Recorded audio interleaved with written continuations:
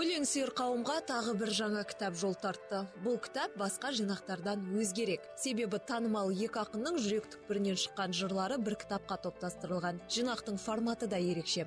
Twin Book яки егіз кітап деп аталады. Кітап қазынаның қос авторы отты өлеңдермен оқырманның жүрегінен ойып тұрып орын алған ақын бауырлар Ақберен Елгезек және Ерлан Жүніс. Әлем күнге теріс қарап жатып қалды. Ұйықта жаным. Жүрегімде бір өлең қатып қалды, жаттамады. Неліктен өмір бүгін тоқтай қалды, білмей қалдым. Сен ғана мені сақтай алдың, өлмей қалдым. Мына жазды тәңір білем, түзетерін, сен тәтті түстер көрші, түзетерін.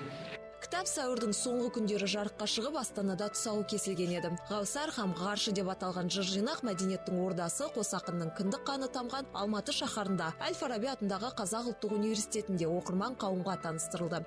Мемлекеттік сыйлықтың иегері ақын Ұлықбек Есдәулет кітаптың тұсауын кесіп, ізбасар інілеріне ақ батасын берді. Ерекше форматта кітап шығаруды қос ақын көптен бері ойластырып жүрген екен. Жинаққа Ақберен Елгезек пен Ерлан Жүністің жаңа өлеңдерімен қатар оқырманның ілтипатына бөленген жыр шумақтары да енгізілді.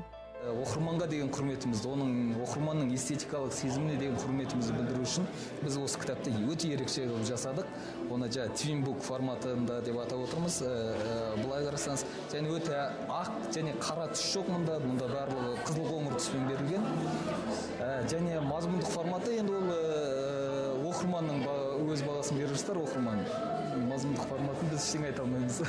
Кітаптың тұсаукесеріне танымал ақындар қатысып, ағалық ақ тілектерін де білдірді. Сондай-ақ кеш барысында қос ақын жинаққа енген бірқатар өлеңдерін оқып, көпшілікті тәнті етті.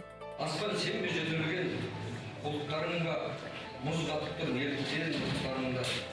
Анау жігіт әкем бе, басын шайқап, қалғыштан арықтан ұрттарыңда. Жаным сен бе сөйлеген тәңірім бе, қырық болған алаң бар көңілімде.